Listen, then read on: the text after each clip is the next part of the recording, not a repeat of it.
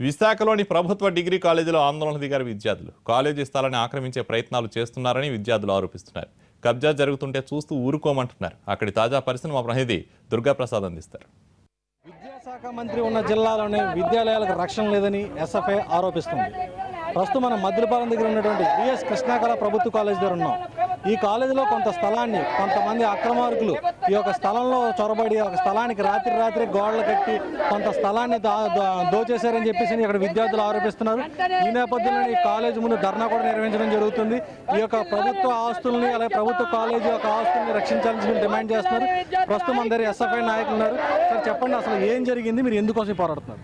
ఈరోజు ప్రధానంగా 1980 తర్వాత ఎక్కడైతే ఆరిలో అవతల ఉన్నటువంటి కృష్ణా కళాశాలను ఇక్కడ నిర్మించడం జరిగింది.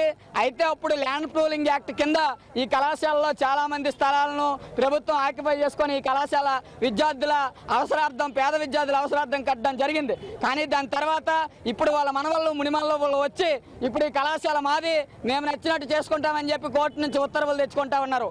కానీ ఈ జిల్లాలో, ఇదే విశాఖ జిల్లాలో ఉన్నటువంటి విద్యాశాఖ మంత్రి గంటా శ్రీనివాస్ కానీ, ఇక్కడున్న మంత్రులు కానీ, ఇక్కడున్న ఈ విశాఖ నగరంలో ఉన్న ఏకైక ప్రభుత్వ డిగ్రీ కళాశాల ఈరోజు ఇది కృష్ణా కళాశాల.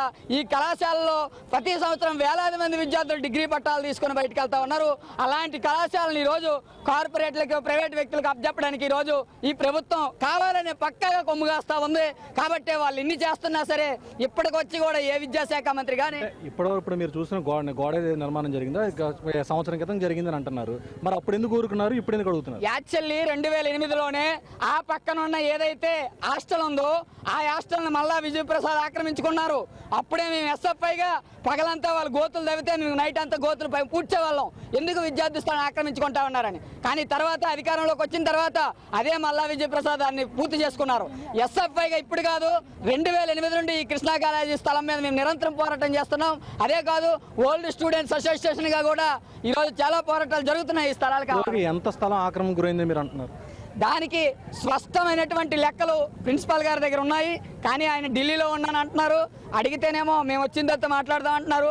కాబట్టి ఏదైనా సరే, ఒక పక్క అధికారులు, ఒక పక్క యాజమాన్యం, ఏదైనా సరే మొత్తం అందరూ కూడా ఇక్కడ ఎవరైతే వాళ్ళ మనవలు మునిమల వాళ్ళు ఉన్నారో వాళ్ళ కట్టబెట్టే ప్రయత్నంలో ఉన్నారు తప్ప ఈరోజు ప్రభుత్వ విద్యను కాపాడాలని కానీ, ప్రభుత్వ విద్యార్థులు, పేద విద్యార్థులను కాపాడాలని ఈ ప్రభుత్వం కానీ, ఈ యాజమాన్యాలు కానీ లేవని చెప్పి ఎస్ఎఫ్ఐగా మేము డిమాండ్ చేస్తా ఉన్నాం. సో మనకి స్పష్టంగా అర్థమవుతుంది, ఇప్పుడు విద్యార్థులు ఏదైతే ఉన్నారో వీళ్ళంతా కూడా 2008 నుంచే కూడా దీనిపై పోరాటం జరుగుతుంది అంటున్నారు. అయితే దీనిపై ఇప్పటివరకు కూడా కాలేజీ యాజమాన్యం అయితే కానీ, జిల్లా అధికారులు అయితే కానీ నిర్లక్ష్యంగా ఉండడంతో ఈ సమస్య మరింత జటిలం అవుతుంది మనకు స్పష్టంగా అర్థమవుతుంది. సో ఈ పరిస్థితి కోసం ఇప్పటికైనా సరే జిల్లా అధికారులు అయితే కానీ, జిల్లా విద్యాశాఖ మంత్రి అయితే కానీ జోక్యం చేసుకుని ఈ సమస్యను పరిష్కరించాలని చెప్పి ఎస్ఎఫ్ఐ నాయకులు కోరుతున్నారు. ఇది ప్రస్తుతం ఇక్కడ పరిస్థితి. కెమెరా పర్సన్ శివతో దుర్గాప్రసాద్, విశాఖపట్నం.